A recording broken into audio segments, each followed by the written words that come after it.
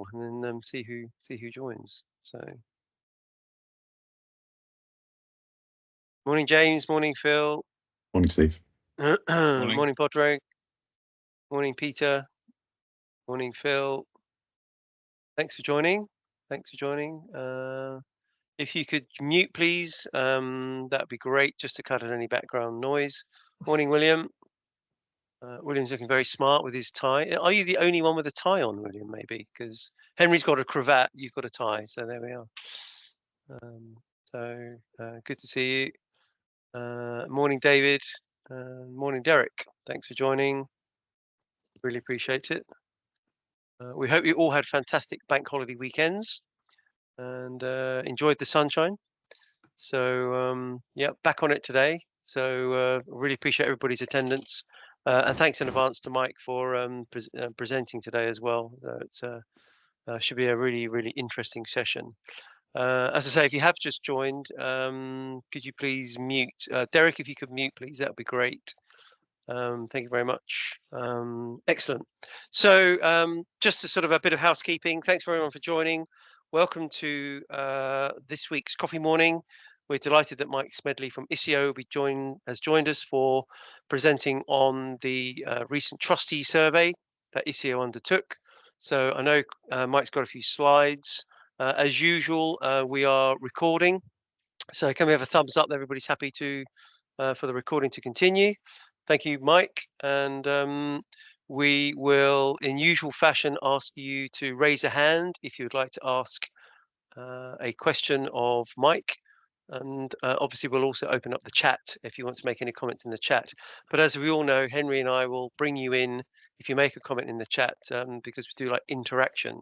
So without any further ado, I'll introduce you to Mike. And Mike, you probably want to do a quick introduction as to who you are.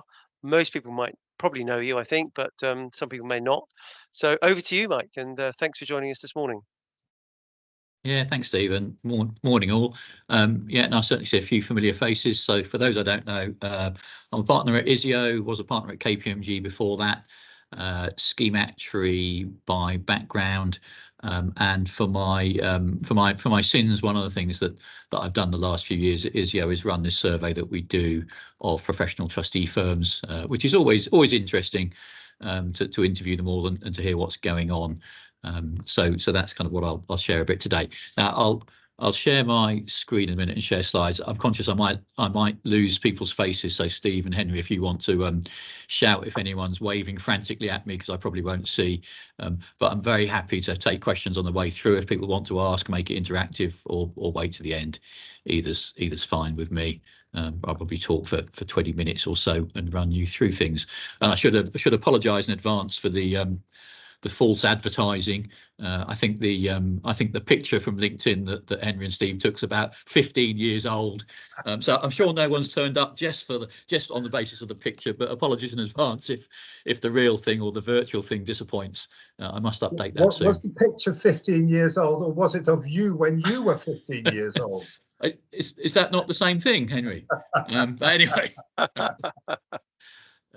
it's definitely an old picture.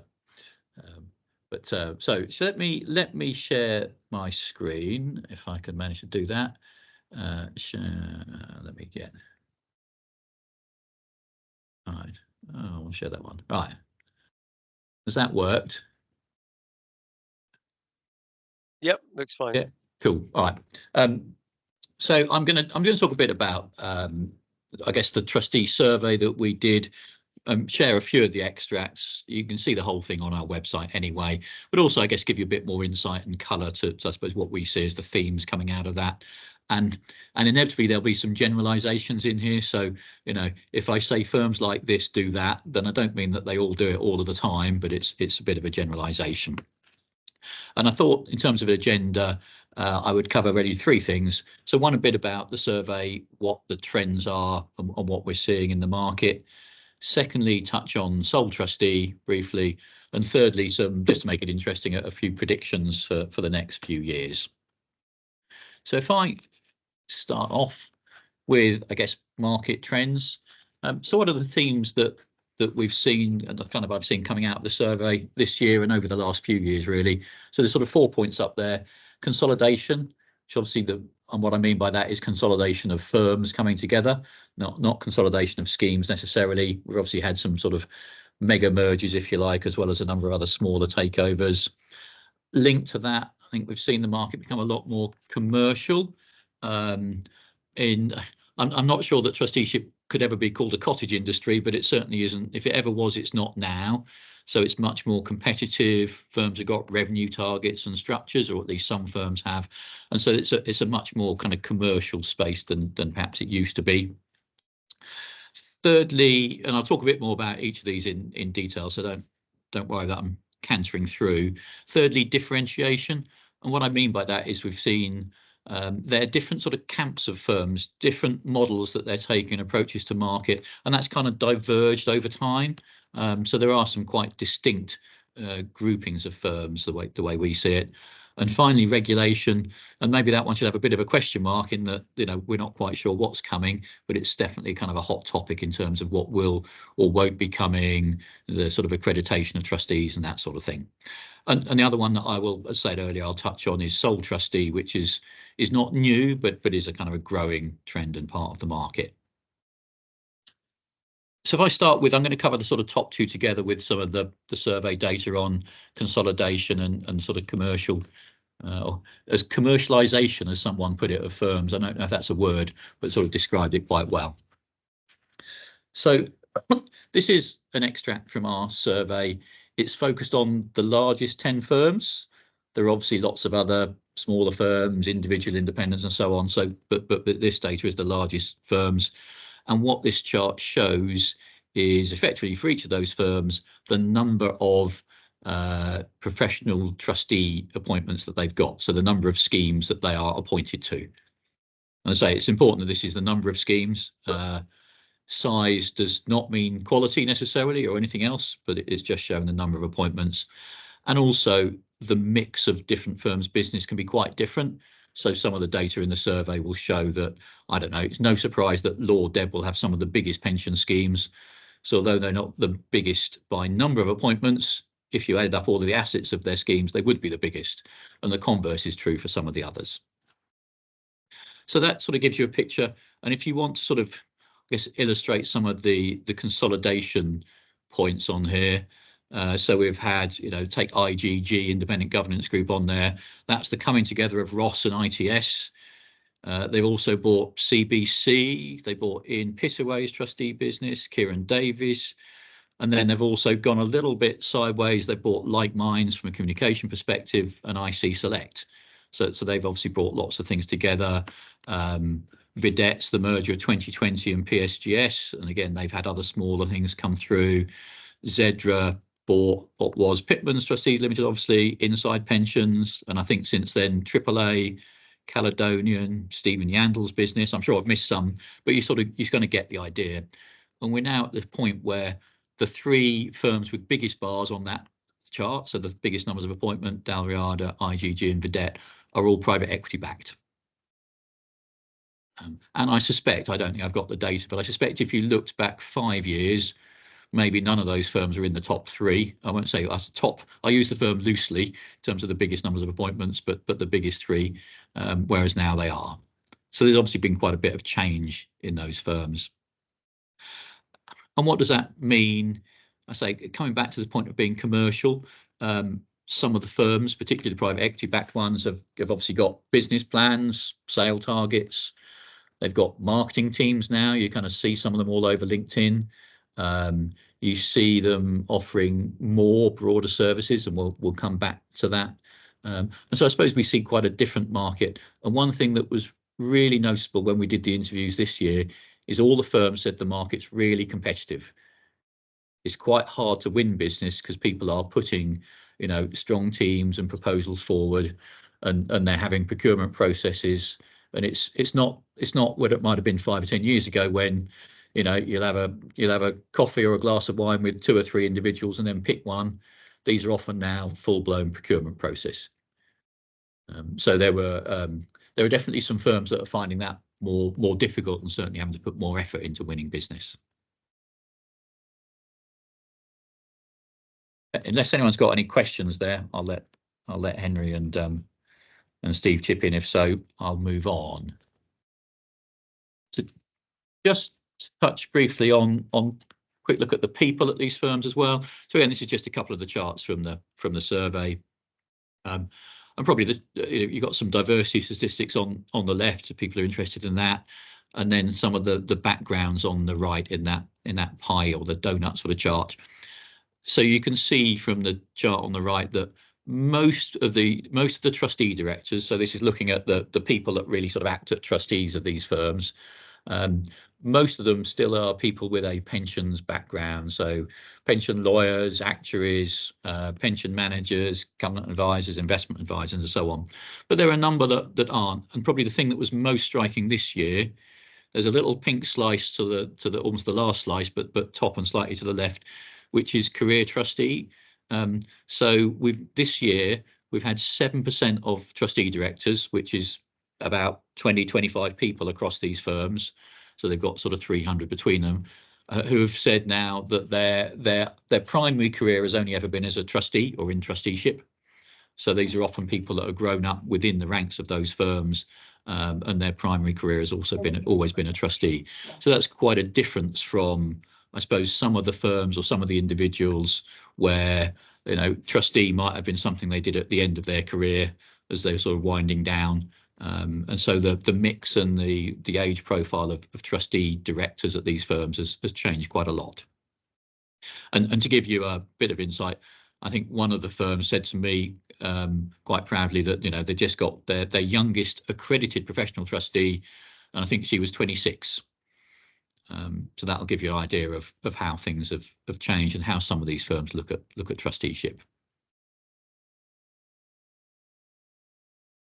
Any burning questions? Perfect. Let me move on to sort of the third of the four themes I had, which was differentiation.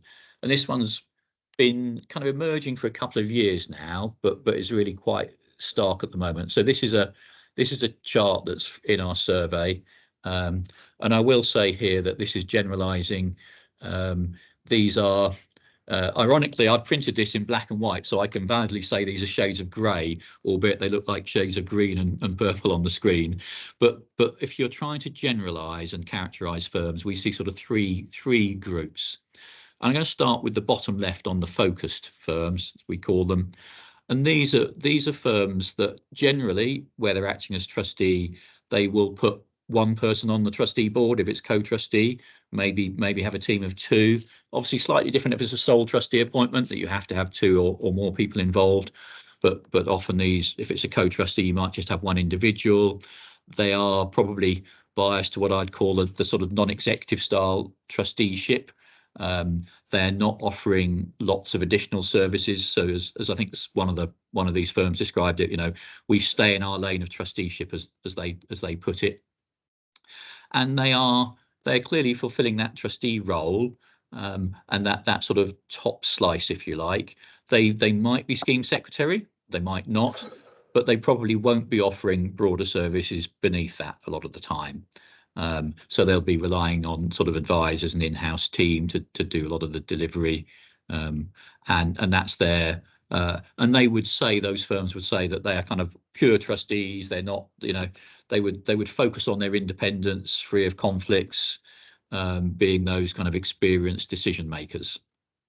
And that's how they generally approach the market. If I now move up to what's in the green, the integrated firms. So these firms, again, I'm generalizing, but would take more of a packaged approach. So they might go to clients and say, look, we'll help take some of your pension problems away. We'll bring a team of people to help act as trustee. We'll bring subject matter experts in. We'll bring in our expert on, I don't know, ESG or buyout or something else, and they'll actually have a team of people working on clients, and they will generally offer more services. So they will act as secretary, but also they will do some more of the governance work. They might do project management of particular projects. And again, it's not always, but sometimes these firms might describe themselves as sort of full services governance providers. I've heard one of them talk about themselves as. So again, not for every scheme, but for some schemes they will be doing a lot more, and they will be, again, not always, but obviously for sole trustee clients, that's quite a clear message. It might be different where they're co-trustee, and these firms have generally got more structure internally. They might have different kind of service lines. When I take IGG as an obvious one, they've got IC Select and Like Minds in their stable as well. So they're offering something quietly different, more of a one-stop shop, if you like, potentially. And then the hybrid firms on the right there are probably firms that have got more of a mixed client base or features of both. So they might have some clients that look more like the focused sort of model, and some that more like the integrated. Obviously, Law Dev have got Pegasus, which can do a lot of the delivery if people want to, but that's not in use for all of their clients. And one thing I will say, because it comes up a lot, I'm sure we'll get some questions, is for particularly when you're talking about schemes where a client, particularly more likely one of these integrated firms, is doing a broader range of service, you will get questions about conflicts or managing conflicts and those risks. And what I'll say is that, I think everybody sees examples of things where they think, oh, that might be over the line, but every firm draws that line in a different place. So what some firms think is as acceptable is different to what other firms might be acceptable for the trustee to do. Everybody will be really, really clear that they are never giving themselves advice, because they won't advise themselves as trustees, but they might be delivering, governance services. For example, I don't know, drafting some of the documents or member communications, things that aren't advice, but that firms might argue are part of governance. Mike, can I stop you just for a second so that we can pick up on a couple of questions? Alan Hyam came in quite early and said, could you explain how this survey differs from what LCP are doing? Could you characterize the two different services easily? Hi, Alan. Sorry. Yeah, ours is really good. I'm joking. So we were so our survey is literally, we've done it for 4 years. Ours is sort of focused on the 10 largest firms, number of appointments, people, mix and type of appointments. I think, and I confess I haven't read it, but I think the LCP survey is focused on sole trusteeship. So I think Natalie started that after we'd launched this, and it's got a slightly different focus. So I don't know if that helps, Alan, but I think they're slightly, and to be fair, and I would say ours is the best. It was certainly the first, but there's been a few other surveys focusing on different aspects by other firms since then. Okay, it's really helpful. Porrig, you had your hand up. Well, that's a thumbs up coming from Alan, I assume. Yeah. Yep. Okay. Just a quick. Actually, on that point, I was going to ask about conflicts. Yeah.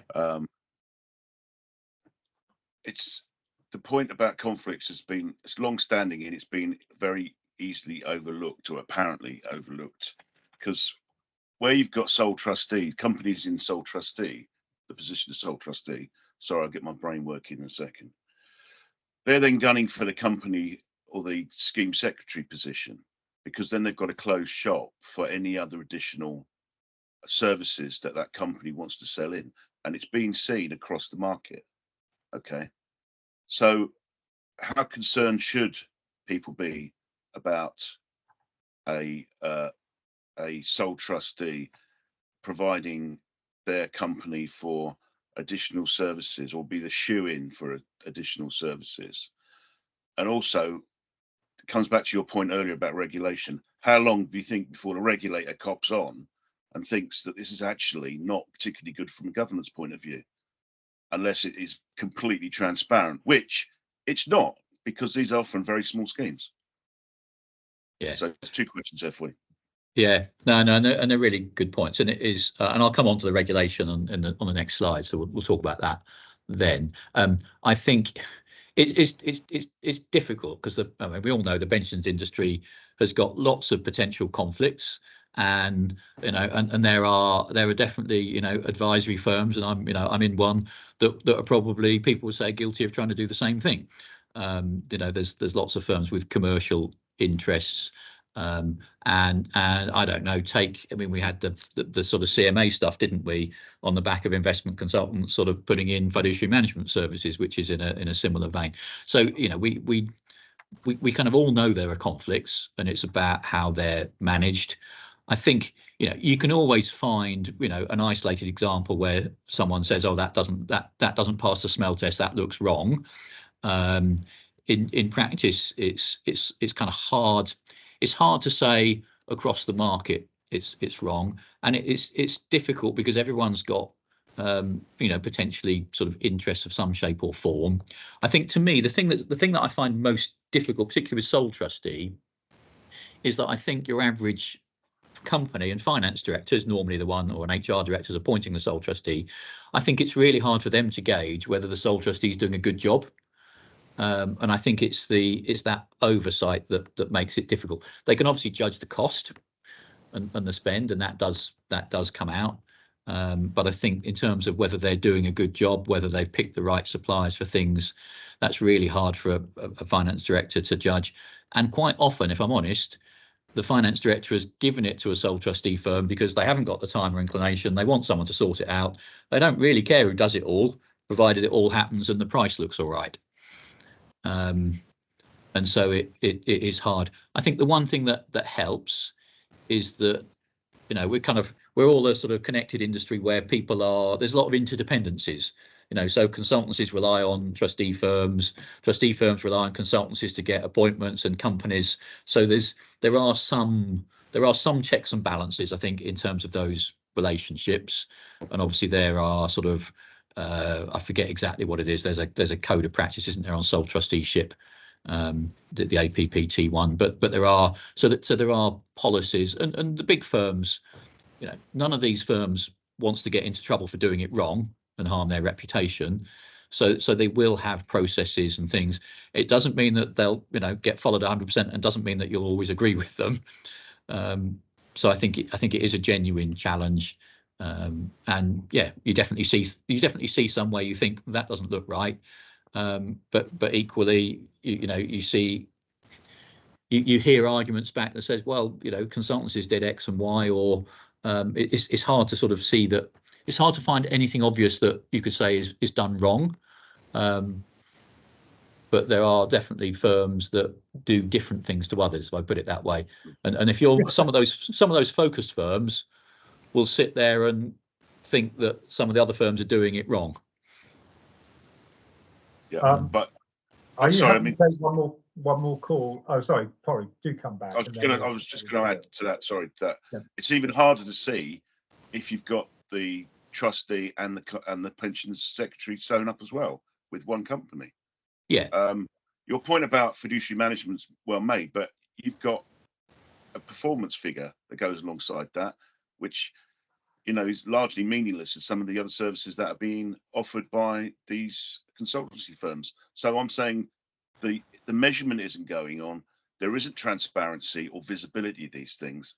And so I think it's a governance blind spot that people haven't addressed, and certainly the regulator has not been concerned about, because it's largely the small schemes that they want to get rid of.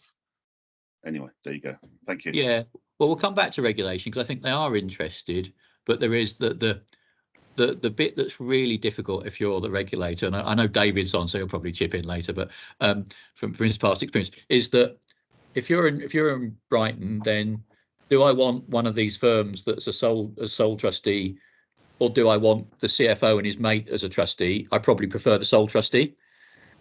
So it's all a question of what the alternatives are. Sorry, Henry, was there another question you say? There was another question. There is another question. Oh, Peter, do you want to ask your question, or have you just disappeared from our screen? No, I've just I took it down because I think we might be covering it later. I was just going to say I was at the Professional Pensions Live event last week, and on behalf of the TPR, can never get her name pronounced correctly, Nautica. Delphos, said that one of her key objectives going forward was to review trustee appointments, so particularly sole trustee appointments. So I was going to say it's definitely in their sights. So that was all I was going to say. Thank you. Yeah, thanks. That's a perfect segue, Peter, to my next page, which is a quote from, I think it was, whether it was the regulator's blog or from Norska's speech at PP Live, I'm not sure. But basically, the regulator has clearly said, they've said this: extending regulatory grip to supervised professional trustee firms. I think this one has bounced around a bit, because I think government has. I don't think the ministers made some comments, didn't he, about that they were not going to sort of introduce compulsory legislation around trustees and regulation and so on. So I think it will be left to the pensions regulator using sort of more informal powers, because obviously the regulator regulates schemes, not trustee firms. But I think what it has in mind is something similar to what it's been doing with some of the pensions administrators in the market, of sort of some informal engagement and trying to get their arms around it a bit more. So you can look at this two ways. You can look at this from the one way and say, look, it's blindingly obvious. You got these, 10 whatever it is firms looking after huge amounts of money with enormous amount of power. We really should be regulating it. You can turn it the other way and say, but we regulate schemes, and there are literally probably tens of thousands of trustees on schemes. These professional firms are among the better ones, and we don't want to regulate those firms to the point that we don't get the benefit of them, if you see what I mean, or that we don't have we keep sort of not a level playing field, but we keep the idea of trusteeship. You see what I mean? Because there are, we all know there are loads of trustee boards which don't have any of these professional trustee firms on. Some probably don't work so well. Some of them work really well. There are loads of really diligent member trustees, company trustees, sort of smaller independents, one-man bands that do a great job. So it's that balance between, sort of not throwing the baby out with the bathwater. How do you kind of keep your arms around these firms, given the influence they've got, but without upsetting, I guess, the trusteeship model generally? And I think there is, if you talk to the regulator, they will tell you about the horror stories where putting a professional trustee firm is 50 times better than what was in place before, whoever that firm is, and whatever you think of how they do business. So you kind of have to bear that in mind. So if you ask me what I think we'll get the regulator engaging with those trustee firms, looking to understand a bit better. There's talk obviously about a trustee register, which would go well beyond these firms clearly. And the other thing that gets talked about is, and I think this would have to be voluntary, is whether the bar for accreditation gets raised by the APPT and the PMI, because I think everyone recognises it's a great baseline, but there's definitely scope to go further. And if you talk to these 10 firms, and I've talked to all of them, they are all happy about more regulation, because they see themselves as probably having more structure, more quality control than other firms or sort of the one-man bands. So they're actually not afraid of regulation as a rule, but obviously they don't want it to be disruptive to their business. So I think we will get some, but I think it's going to be light touch unless it's a priority for the next government, which sort of feels unlikely, but who knows?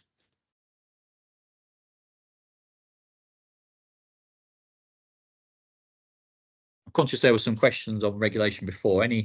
Anyone got any different views or any other questions on that? I think one thing that's interesting question, and I don't think they've really thought about it yet, is whether the regulator would see, particularly for sole trustees, would see regulating these firms as a way to regulate the underlying schemes. So if you're a firm and you've got a book of 50 sole trustee appointments, rather than having to worry about those 50 schemes individually, can they just go to the firm and say, right, you've got these 50, report back on X, Y, and Z. Tell us what you're doing. I mean, this is an observation, but I mean, it is a worry that the regulator could shape the markets by promoting the practices of certain firms over others, and that effectively professional trustees could become a sort of an extension of certain parts of the regulator. Do you see there being a risk that effectively the professional trustees become the regulator's agents in shaping the market in certain ways, or do we see the market forming around other dynamics?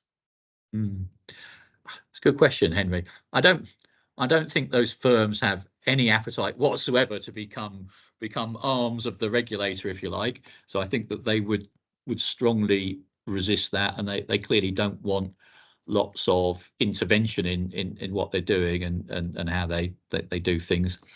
But I think there is perhaps a risk that if the regulator starts then sort of, I don't know, supervising 6-8 firms, and it's meeting them regularly, and it almost becomes, if you get to a point where the regulator's almost endorsed firms, then that could certainly be damaging in the sense of, you'll then have some firms that are sort of endorsed, even if only informally, and others and sort of sole traders and the like that aren't.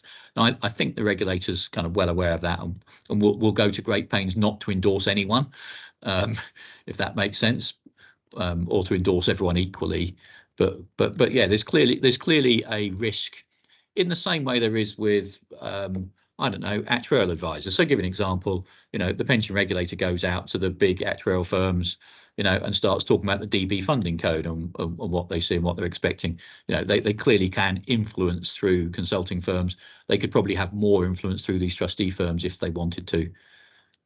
I don't see it happening because I think they might be scared of the consequences or the risk of that. But it certainly could happen. Well, so some of these trustee firms are sort of stuffed full now of ex-regulators, aren't they? Yeah, I'm trying to think who's. Vedetta's got sort of half of the pension regulators covenant team in it right now. Yeah, and the PPF. Yeah, and that's and that's probably perhaps more focused on distress cases. Yeah, I mean, they're definitely, in the same way that consulting firms might be happy to have ex-regulators on their books, trustee firms, it suits them in terms of selling their services, doesn't it? Interesting. I'm just a flag as a potential capture. I see William smiling there because I think we all know there's a risk that this might happen, but we just need to voice it from time to time to make sure it doesn't. Yeah. Okay. Shall I move on to the last couple of things? So, sole trustee, we've talked about a bit already, but I'll kind of cover a bit now. So this chart is showing effectively the mix in roles that these 10 firms have taken over the last 4 years. So sole trustee, chair of a kind of larger trustee board, or co-trustee, so they're a trustee on the board but not the chair. And you can look at this and clearly see that you can almost look at it and say, well, all the growth in the last 4 years is sole trustee. Now, in practice, some have moved from one to the other, but sort of at one level, that's right. Sole trustee is clearly growing in the numbers of appointments. When even if you look at it now, there's about 5,000 DB schemes out there, and a lot of those are really small, sort of some of the micro schemes, but over 1,000 of them have already got a sole trustee from these firms on board. And I suppose sole trustee has traditionally grown for smaller schemes, or for schemes, on a journey to buyout, for example, or something else. We're seeing more this year of bigger schemes with sole trustee. So I think 6 of the firms have got sole trustee appointments for schemes with over £1 billion in assets. I think there are probably at least a dozen £1 billion plus schemes with a sole trustee on board now. And in terms of the drivers, I mean, these are things that people probably know, but it's usually company driven to move to a sole trustee. Sometimes an existing trustee board, agrees to hand over to a trustee that perhaps was already on the board to go to sole trustee. and the reasons tend to be around efficiency, dealing with sort of the regulatory burden or technical knowledge for a particular, for going to buyout, for example, sometimes a lack of member trustees or company trustees for that matter, and quite often a CFO that sort of just wants to get on with something, and whether that's keep the scheme ticking over simply, or to move to buyout or something else. So you can sort of see the reasons why it's happening. It clearly brings different governance challenges. It means that the trustee firms are in different stages, but they've all got a sort of sole trustee proposition. Obviously, it has to have multiple, a team of people involved, at least two, usually more. And usually what happens is that there's a team working on the client and then a board that might ratify certain decisions that they take. And I think it is what we're starting to see, and I think we'll see more of this, is whether the firms start to sort of centralise how they do things as sole trustee.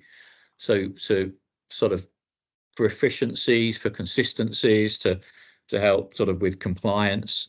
And I think if we do see more of that, that will be interesting, because it becomes a little bit more, not necessarily commoditized from a cost point of view, but more standardized. And if you're an advisor advising those schemes, it's, well, you can easily see a trustee firm saying, well, if we're going to run these 50 schemes in the same way, why have we got 12 different advisors on them? That's not efficient, doesn't make it easy. We should have 3, or we should try and group things together, or have one way of doing certain things. So you can see the scope to do that. And the thing that's also it's not worrying, but I guess is noticeable, is that probably aligns with some of the regulator and government thinking about consolidation. I mean, you hear TPR talk about small, more bigger schemes. They've got a big thing about that sort of economies of scale and running things efficiently, obviously with a DC focus, but also thinking about DB as well. So there's almost some government regulatory encouragement to sort of streamline in this way. And I think we can all see that the risks, I think, are the things that we've talked about earlier in terms of conflicts and the ability of the sponsor to, I guess, provide the right oversight to sole trustee, whether the sole trustee can provide the right sort of reporting and the right governance structure that sort of helps make that easier. And I think we will see that evolve. And I mean, it's starting to already. As larger schemes go to sole trustee, the company stays more engaged. So obviously in a really small scheme, the company might give it to a sole trustee and they're happy to talk about it once a year and that's it. When it's a bigger scheme and it's more material, you tend to find more company engagement and therefore sort of different models of sole trusteeship, which I think ought to be positive. One of the things we see quite a lot of in the wider world is AI, and there are sort of software packages like Otter which can do the minutes and so on. Do you see this enabling sole trustees to take on considerably more appointments? Do you see this just as a general reduction, if you like, in the fees which schemes will have to pay? Now, it's a capacity question, really. Is can AI do the trustee's job for them? Yeah, I don't think there are probably not many people in any industry that want AI doing their job for them. I don't think. I think clearly AI will help both. Some of what trustees might do, or at least at some of these firms, as you say, some of the minutes and some of that sort of activity. I don't see it. I don't know. It's hard to know where it'll go, isn't it? I don't see it replacing trustees in the same way I don't see it replacing consultants for obvious reasons. But it clearly will have a role in terms of making things easier to do and more efficient. Interesting point about cost that you make, Henry, because I don't think trustee fees have been coming down. Well, they definitely haven't. Quite the opposite. So we've seen, the average fee for the trustee firms make, we don't have the data, but anecdotally per scheme is definitely going up. Obviously there's lots of regulation and activity going on, but some of the I have seen schemes where the professional trustee fees are easily bigger than any of the advisor fees, and they are significant. So I'm no AI expert, Henry. I'm sure it will have an impact. I think there's probably so much that could still be done in terms of standardizing and sort of trying to streamline how firms operate sole trustee that there's probably enough there even before you think about AI. William, you got your hand up. Yeah, William, go on. You're You're on mute, William. You sound really good. You're still on mute. We can't hear you, William. May have a problem with his microphone, maybe. Let's have a look. It's your end, I think, William. Do you want to type your question? We'll come to Alan. Alan, let's talk to you. William, type your question in the chat, and Henry and I will ask the question. Alan, do you want to unmute? Yeah, I am. Hello, Mike. Good to see you again. If we look at the market now as it's got more competitive, from the perspective of the people doing the hiring of professional trustees, you must have, if not a formal survey, good ideas of how they see the market. Do they think the market works really well for them now it's more competitive? Or are there any gaps that you see when you're talking to those people that professional trustees ought to be thinking about in order to better serve the needs of potential clients? Yeah, good question, Alan. I think at the point of hiring someone, it works. Yeah, from a sort of buyer perspective, it works really well. It's competitive. You'll get you can easily get 8 really good proposals. You'll get really good people put forward. All sounds quite compelling, and it gets hard to differentiate. It's almost moving a bit like hiring advisors, actuarial, or any other sort of consultant. That actually it's quite hard to sort of see the differences sometimes. So I think it works well at that point. I think once the trustees are in post and you've appointed someone, it's probably, I won't say mixed, that would be unfair. Probably 80% of the time it works well, but there are more examples where things go wrong. So I think I've seen more professional trustees fired in the last year or two than ever before, where the company is unhappy with some aspect of them. Maybe the team of people that they bought is not who they see in practice. Maybe the fees are going up, or there's no control, or maybe the relationship with the company's broken down. So I think, if you look at some of the challenges that these firms have, it's everyone wants to hire a trustee that's got lots of experience as a trustee.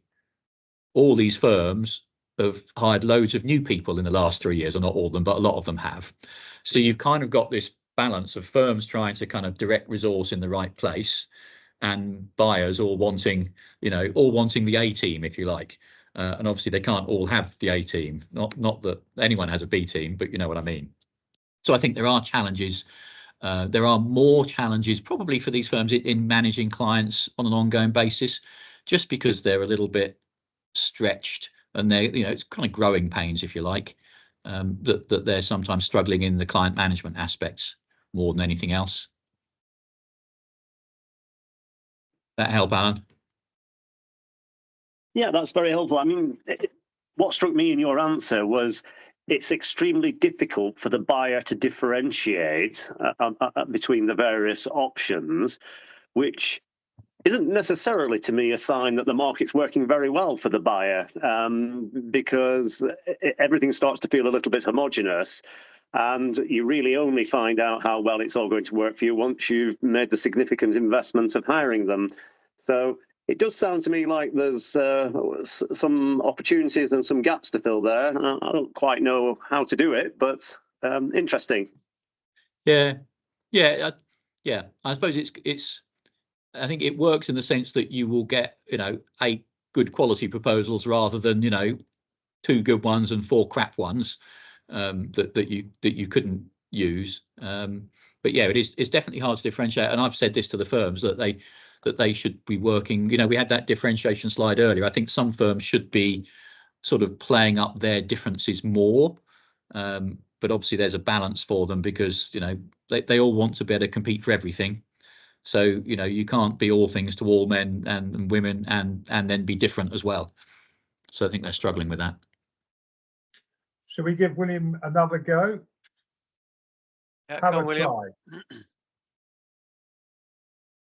No, No, still Can't hear you. Type in the chat, William. Type in the chat. Yeah, type in the chat. Let's go to Peter, Henry. Should we go to Peter? Peter, do you want to unmute? Right, yes, thank you. Yeah, just an observation, really. I have had quite a number of contacts from members of pension schemes who are very unhappy that their sponsoring employer is appointing a sole trustee against effectively their wishes, and they have no say in the matter because the trustee gives the sponsor the power to appoint a sole trustee. I just wondered, is this likely to be a developing trend, and are we likely to see particularly sole trustees, but professional trustees being challenged far more by the members that they are not necessarily taking decisions acting on the members' interest? And I just wondered whether this was. Yeah, so I think the firms that come in as sole trustee try quite hard to make sure that they are, you know, obviously, you know, they will say, you know, our fiduciary, you know, our trustee duty is to act in the best interest of members. That's always what we're doing. And the sole trustee themselves, although they've clearly got a commercial interest, they're not the ones that's made the decision to sort of change the trustee board. That's the company. So some firms will do things like have a kind of a consultative committee of the sort of some previous member nominated trustees or something to keep them engaged. There are examples where a trustee board has sort of willingly handed over to a sole trustee, but there are others where the company's come along and said, sorry, you know, Dun and Allen Sugar, you're fired, I'm appointing this sole trustee, and those are more difficult. So I think it does get more challenging when, I suppose, just when your trustee board's a bit more distant from the membership in a sole trustee. Yeah, will you see more sort of fallout from that? I think if there were big deficits and funding levels were poor, maybe there'd be more fallout. But obviously the sort of funding picture for most schemes is looking pretty good. So I mean, obviously you get some noise on things like discretionary pension increases, but often that's not a trustee power in the first place. So I think there is a bit more noise, but it's sole trustees is at the same time sole trustees becoming much more sort of normalised. So there's perhaps less noise about it than you might think. Yes, I think there's quite a lot of noise coming out of trustees increasingly around sort of pre-97 increases, which are not being granted for a long time, and so on. Do you see member power increasing as surpluses become more common, or do you see members continue to be apathetic and take it, take what they're given? I mean, there clearly is. So two things. So one is I think if we talk about schemes, which is the majority, where you know the company's got to say yes to a discretionary increase rather than it being a sort of unilateral trustee power, then I think you do see some more vocal groups, and I think you'll continue to see that. I think it is just hard to do. So the ones that you've seen, the vocal action groups have been led by a group of reasonably astute people that understand it and have got the connections to make that noise. I think it's very hard for the average member to sort of replicate that and do the same thing. So I think it feels to me that it's still limited to a small number of probably larger schemes where there are, you can get a group of like-minded pensioners together to do that. But it's an interesting question, isn't it? Whether, in the same way that, I don't know, shareholders of a board, if enough of them they can put forward a resolution that's got to be debated at least. Maybe members should have the same power in a pension scheme to put something to the trustees. To Peter's point, if there's no MNT left to talk to, the conversation tends to bypass the trustees and go to the employer. or if the trustees are in collusion with the employer, frustration ensues. So it's there's some interesting questions about where members can escalate to if the trustees and the employer are in agreement and they're not. Yeah, all interesting questions for the future, no doubt. Well, Henry, I was going to say that in the master trust and TPA space, there's a lot of play on customer satisfaction surveys, and I wonder whether that could be the direction of travel, that maybe sole trustees or trustee boards themselves need to include as part of governance a member satisfaction survey on their governance and their performance. Is that something you think could be hardwired into the governance of these schemes? Yeah, it's a good question. I think you could see, and I've got something in the predictions in the final slide, but that's linked. But I think you could see potentially some of these firms offering something, in their reporting, almost as part of their service to give comfort, particularly as you get larger employers looking to appoint a sole trustee. The employer will be more interested, and I think there's scope then for the trustee to say, look, we are going to do this this member survey or whatever it is, but I think it will always be optional. It's hard to see it sort of taking over and becoming widespread, but I think you will see some instances where firms are happy to be judged on sort of member perceptions and so on, and will kind of happily report on that. It's difficult, isn't it? Because things that members might get unhappy with are not always the things in the trustees' direct control, like pension increases or day-to-day administration, where obviously the trustees do have some control, but it takes time to sort of utilise. So I don't know. I could see it sort of coming in as part of sole trustee reporting, but probably not becoming that widespread, unless someone mandates it somewhere. Yeah. Okay, I get that. Any other questions before Mike moves on to the next slide? Alan, you still got your hand up, but I assume that's the old question. And I know, William, you're struggling with your mic. Yeah, I mean, William, you could if you click on chat and then type your question into chat, then I'll ask it. But if your keyboard's working, William, then you go into chat and we can ask the question. So it's fine. Sorry, Mike. Yeah, go on. So yeah, last slide anyway, which will be pretty quick. I press the right button. So I just thought I'd put some predictions on there. And these are just personal predictions, very briefly. So what do I think we'll see in the next few years? I think there will be more consolidation of firms, but not masses, because some of the firms those trustee firms are sort of employee owned and are sort of fiercely independent. So I think some of them are kind of unbuyable, if I put it that way. But we have got private equity invested in 3 firms. They like consolidation and growth. So I think we will see a bit more, and maybe there'll be a sort of a big 6 or something in 4 or 5 years' time. So I think we'll see more of that. I've put sort of bundled offerings on the right. I know to some extent we've already got that in terms of some of the sole trustee and services, but I think we might see more of that. We might see, I think, because there's a sort of bit of a market demand, particularly for sort of smaller mid-sized schemes to kind of sort pensions out, as it were. I think you might see more alliances between firms and whether it's advisors or others, I'm not sure, but sort of ways of going to market with something that packages things together a bit more, even if it's sort of informally rather than all in under the same roof. And linked to that, this is a question mark for me, but the sort of governance models.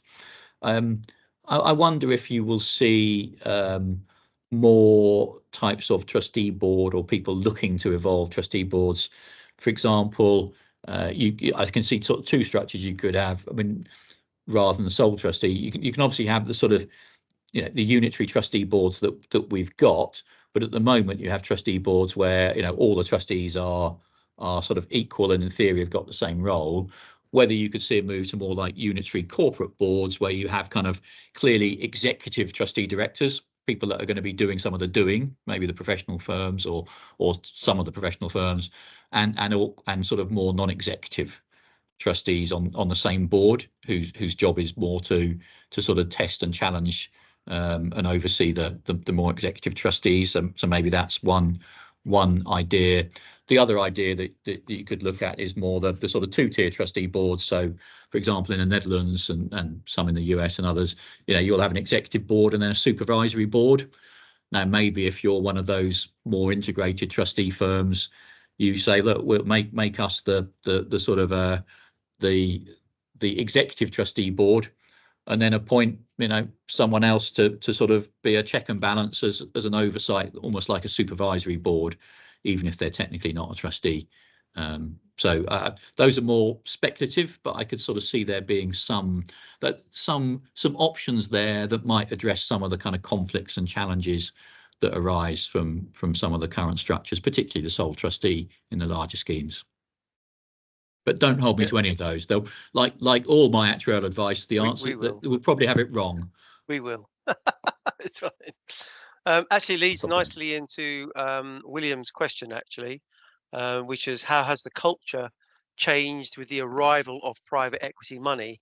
Have you looked at the profit trend lines? So I think this is a little bit along your predictions as to, is it going to be all about profit rather than all about service? What's your prediction there, Mike? I hope that's what you meant, William, by the way. Just nod your head. Yeah, there you go. So we didn't ask firms for profit numbers and things. I'm not sure they'd have given it to us if we did. I think they are definitely profitable and healthy profits. Otherwise, they wouldn't have investors. Private equity investors clearly want growth. I mean, clearly what they want is they see an expanding market. So they see there still being more schemes that can appoint a professional trustee. They see potential growth in services, as in they can be doing more for each scheme, and obviously they don't want to lose clients, so they want the client service for retention as well. But clearly there is, they've got business plans and targets to meet, and they are looking to do that, in the same way that advisory firms are.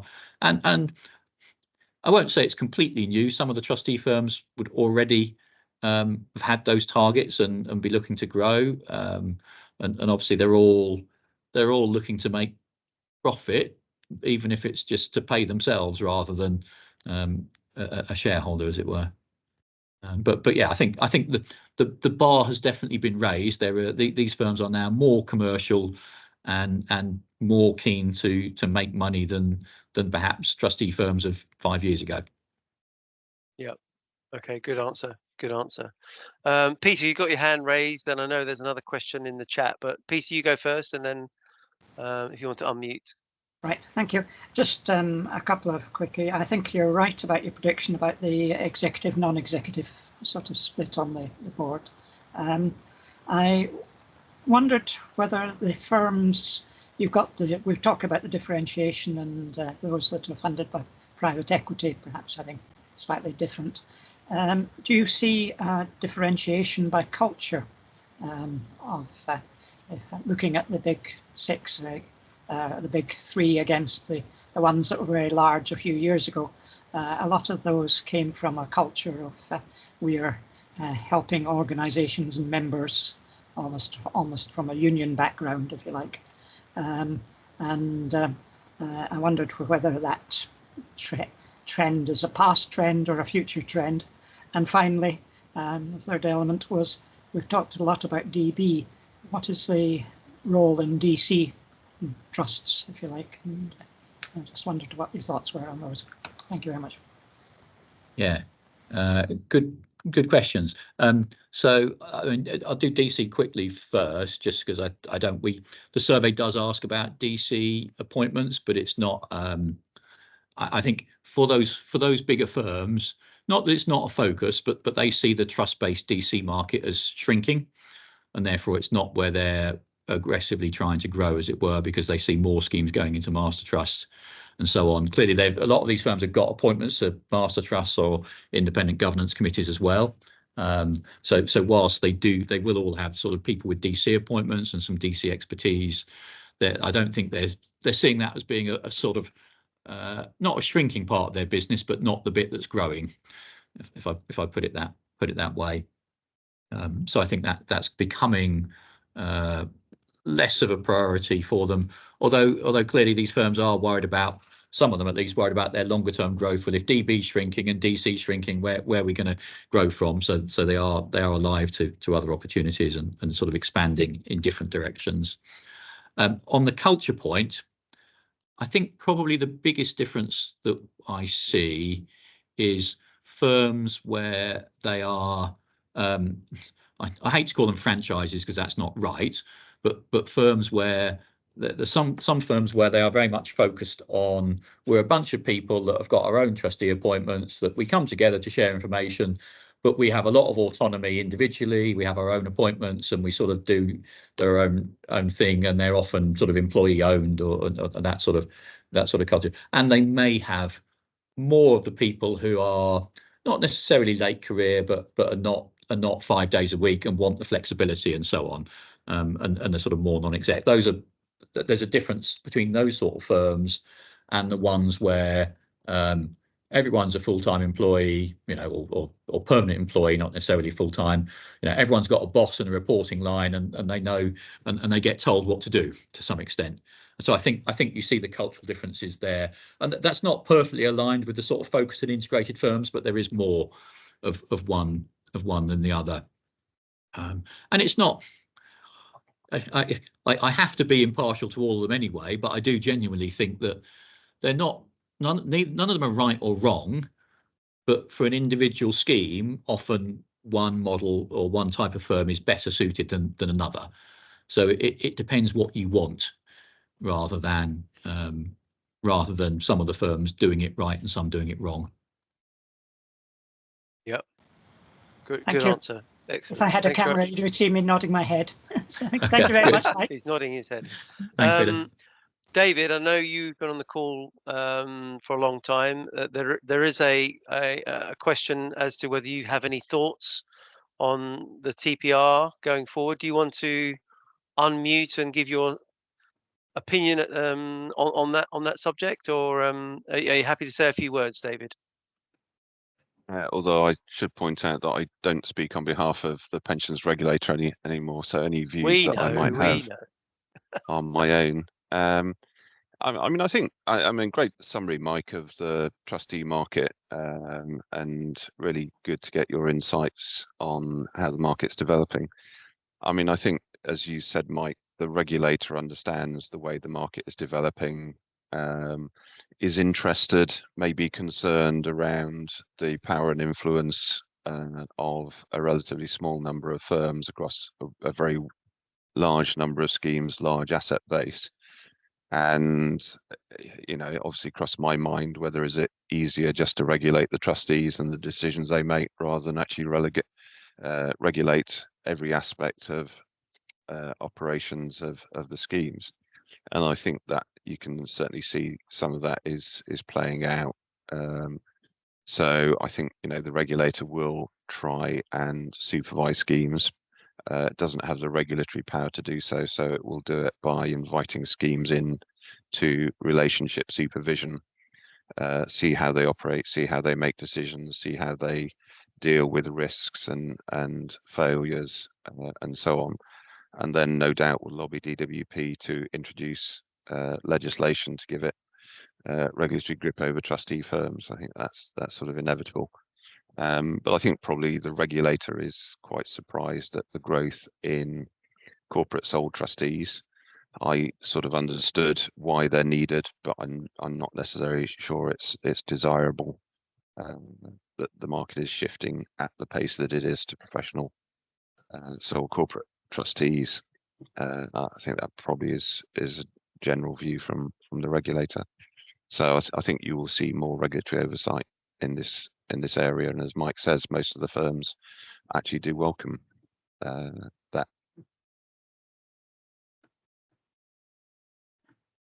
Thanks, David. Brilliant. Thank you for your opinion and your thoughts. We're close to time. Alan, you got your hand up again. Do you want to quickly ask a question again, or is that the same hand?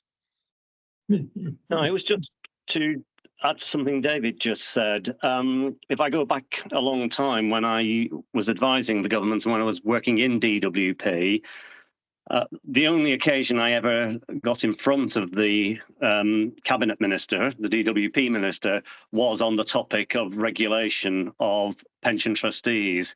So the politicians back in that day were extremely concerned about the professional trustees and what they did and the effect of their decisions. So with the regulator not having the legislation to oversee it, I feel the key area for us to understand would be what does DWP at permanent second below level think about the issues presently. Obviously, the forthcoming Labour government looks like it's going to be Liz Kendall that will be in the DWP hot seat. They'll have many other things to worry about, but therefore the permanent sec in the the supervisory team in the DWP, it would be crucial to know what they think. Sounds like a playpen event. What do you think, Henry? I think you might find, Alan, that DWP view is very, very similar to the regulator's view. There's probably not much of a difference between the two perspectives. The minister view might be totally different again, but then I'm glad Alan knows the election result already, though. That's good. Yeah, we won't go on Coral with the bet or anything like that, or Bet 365. Mike, thank you so much for your presentation today. I think everybody enjoyed that session. I hope you all enjoyed the session. Great content. Are you happy to share the slides, Mike, if anybody wants to see them? Or yeah, sure. Yeah, so if anybody wants to see the slides, please email myself or Henry Tapper, and we'll try and get the slides over to you. The video of today will be up this afternoon on the Pension Playpen website under the media tab. And thank you, Mike, for a great presentation. Really, really enjoyed that. Next week, we have the wonderful, if I could get his name right, Nigel Purvis. There we go, Henry. Nigel Purvis next week, and Darren Philp, I think, in attendance. So let's hope you can join that session next week. As usual, that's Wayhome, isn't it? Yeah, Wayhome are a great bunch. Wayhome, help youngsters onto the housing ladder using pension scheme money. Yeah, good stuff. Yeah, it's all good stuff.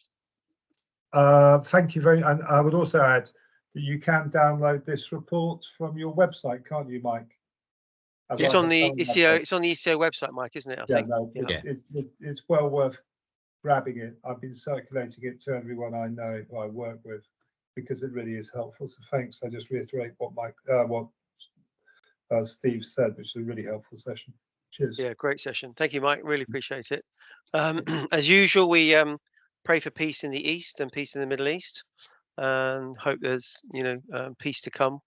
And we hope everybody has a really, really great rest of the day and a great week. And we hope to see you at the next Pension Playpen event. But thanks for your support of Pension Playpen. Thanks to Mike again, and yes, enjoy your week ahead. And we look forward to seeing you on the next occasion. So thanks very much, everyone. Take care. Cheers, Mike. Appreciate it. Thanks very much. Thanks all. Bye. Bye.